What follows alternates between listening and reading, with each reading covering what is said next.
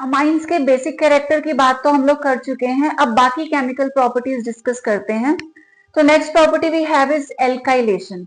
Alkylation के case में जो अमाइंस हैं उनकी रिएक्शन होती है एल्काइल हैलाइड के साथ। तो रिएक्शन विद एल्काइल हैलाइड होगी और यहाँ पर जो भी हम अमाइन लेकर के चलते हैं वो हायर ऑर्डर अमाइन में कन्वर्ट हो जाती है। यानी कि अगर हम स्टार्ट करेंगे 1 डिग्री से, वो कन्वर्ट होगा into 2 degree, 2 degree further convert हो जाएगा इनटू 3 डिग्री अमाइन, और फाइनली बनता है quaternary ammonium salt. Let's see how. हमारे पास है RNH2, this is 1 degree amine, क्योंकि एक ही हाइड्रोजन को हमने R ग्रुप से रिप्लेस किया है। तो अगर इसकी रिएक्शन हम एल्काइल हैलाइड से करवाते हैं, यहाँ पर ये X और एक HX की फॉर्म में एलिमिनेट हो जाएगा, R जाके इसमें अटैच हो जाएगा, तो ये बन जाएगा R2NH which is 2 degree amine. अब 2 डिग्री कैसे है, क्योंकि टोटल 2 हाइड्रोजन रिप्लेस हो गए, 2 एल्काइल ग्रुप्स यहाँ पर आ चुके हैं।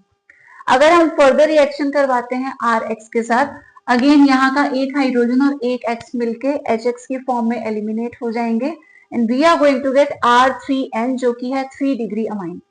एक बार और अगर हम एल्काइल हैलाइड से रिएक्शन करवाएं तो अब क्या होगा, कोई हाइड्रोजन नहीं है जो रिप्लेस हो सके, तो इन दिस स्टेप बनेगा एक अमोनियम सॉल्ट। तो यहाँ पर क्या हो जाएगा, R टोटल 4 हो जाएंगे, R4 N पे आ जाएगा पॉजिटिव चार्ज, साथ में X हो जाएगा नेगेटिव। एक और पर्टिकुलर केस हम लोग लेते हैं जहां पे हमने लिया है C2H5NH2, this is again 1 degree, क्योंकि एक ही हाइड्रोजन को हमने इथाइल ग्रुप से रिप्लेस किया है। तो अगर एल्काइल हैलाइड यानी कि इथाइल आयोडाइड से हम लोग रिएक्शन करवाएं तो क्या होगा, एक H और एक I एलिमिनेट हो जाएंगे, हमें मिलेगा C2H5 होल ट्वाइस NH। इसकी रिएक्शन फर्दर अगर एल्काइल हैलाइड से होता है, सेम C2H5I हमने लिया है, तो एक H और एक I एलिमिनेट हो जाएंगे and we'll be getting C2H5 whole thrice, एक यहाँ से और दो यहाँ से, 3 हो जाएंगे, होल थ्राइस मिल जाएगा, साथ में है N। ठीक है, एक बार और अगर रिएक्शन करवा देते हैं एल्काइल हैलाइड्स के साथ, यानी कि एल्काइल हैलाइड हमारे पास एक्सेस में है, तब क्या होगा, अगेन कोई हाइड्रोजन तो नहीं है जो रिप्लेस हो सके, तो यहाँ बनेगा अमोनियम सॉल्ट। अब टोटल 3 ग्रुप्स ये और एक ग्रुप ये, 4 ग्रुप्स हमारे पास हो जाएंगे this way, C2H5 whole 4, N आएगा पॉजिटिवली चार्ज और जो आयोडीन है, आयोडाइड है, वो हो जाएगा नेगेटिवली चार्ज। तो this is alkylation of amines. तो नेक्स्ट रिएक्शन इज एसाइलेशन। तो यहाँ जो हम रिएक्शन करवाते हैं वो रिएक्शन एसिड क्लोराइड के साथ हो सकती है, एनहाइड्राइड के साथ हो सकती है और ईस्टर्स के साथ भी हो सकती है। इन ऑल द 3 केसेस जो हमारा रिएक्शन है उसे हम एसाइलेशन ही कहते हैं। एलिफेटिक और एरोमेटिक दोनों अमाइंस ये रिएक्शन देती हैं, लेकिन सिर्फ 1 डिग्री और 2 degree. 3 degree amines do not undergo acylation reaction. उसके अलावा जो प्रोडक्ट हमको मिलता है that is an amide. Let us try to understand with an example. तो हमने यहाँ पर लिया C2H5NH2 which is 1 degree amine, क्योंकि अमोनिया का एक हाइड्रोजन हमने रिप्लेस कर रखा है, तो ये 1 डिग्री अमाइन है। इसकी रिएक्शन हमने करवाई एसिड क्लोराइड के साथ CH3COCl। अब जिनको नहीं पता वो समझ लें, CH3COOH तो होगा एसिड, कार्बोक्सिलिक एसिड।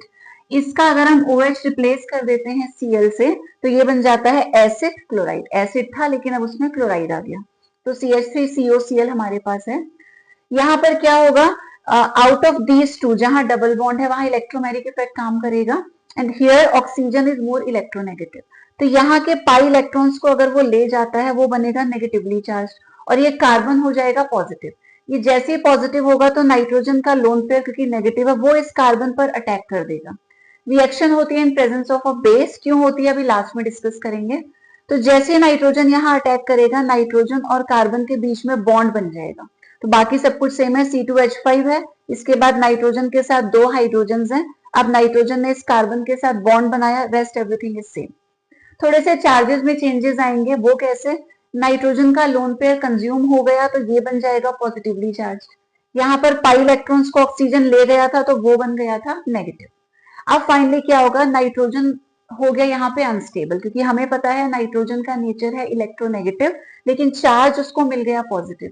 तो वो क्या करेगा, यहाँ पड़ोस के 2 इलेक्ट्रॉन्स को खींच लेगा, उससे हाइड्रोजन यहाँ से रिमूव हो जाएगा। साथ ही साथ ये जो ऑक्सीजन का नेगेटिव चार्ज है ये वापस रेजोनेट करेगा, तो ये चार्ज अगर इधर आके डबल बॉन्ड बनाता है तो कार्बन के 5 बॉन्ड्स हो जाएंगे। इन दैट कंडीशन एक क्लोराइड यहाँ से चला जाएगा, तो ये क्लोराइड एलिमिनेट होगा, हाइड्रोजन एलिमिनेट होगा, टुगेदर दे फॉर्म HCl और मेन हमारा प्रोडक्ट हो गया C2H5NH, C डबल बॉन्ड हो साथ में CH3। तो यहाँ पर ये सेंटर में अगर हम देखें तो CONH ग्रुप मिल गया विच इज एन अमाइड ग्रुप। तो यहाँ का जो फाइनल प्रोडक्ट होता है वो अमाइड होता है, ठीक है। और इसका नेम क्या होगा, एन से जुड़ा है इथाइल ग्रुप, तो this will be N ethyl, और अदरवाइज दो हमारे कार्बन है तो it is ethanamide, N ethyl ethanamide. अब यहाँ पर तो हमने पूरी डिटेल में रिएक्शन को डिस्कस किया, थोड़ा सा सिंपल फॉर्म में भी समझ सकते हैं। वहां क्या करना है, यहाँ भी हमने एक अमाइन लिया, this time we have taken 2 degree amine, क्योंकि 1 और 2 दोनों डिग्री ही रिएक्ट करते हैं, तो 2 डिग्री हमने लिया। इसकी रिएक्शन भी एसिड क्लोराइड के साथ हुई in presence of base. In short आपको क्या करना है, एक हाइड्रोजन एक क्लोरीन को HCl के फॉर्म में एलिमिनेट करवा देना है, और नाइट्रोजन के साथ ये बचा हुआ पार्ट आकर के ऐड हो जाएगा, तो हमें मिलेगा C2H5 C2H5, और इसके साथ ये कार्बन जुड़ेगा जिसके पास डबल बॉन्ड O भी है और CH3 भी है। तो यहाँ भी हमें क्या मिल गया, ये अमाइड ग्रुप मिल गया CONH, ठीक है। तो अमाइड यहाँ भी प्रोड्यूस हो गया, साइड प्रोडक्ट हो गया HCl। तो बस डायरेक्टली ऐसे ना जाकर के, ये यहाँ हमने एक्चुअल स्टेप दिखाया है, अदरवाइज आप डायरेक्ट भी प्रोडक्ट को फॉर्म करवा सकते हैं। नाउ लास्टली हम लोग डिस्कस कर लेते हैं यहाँ पर हमने बेस क्यों यूज किया था।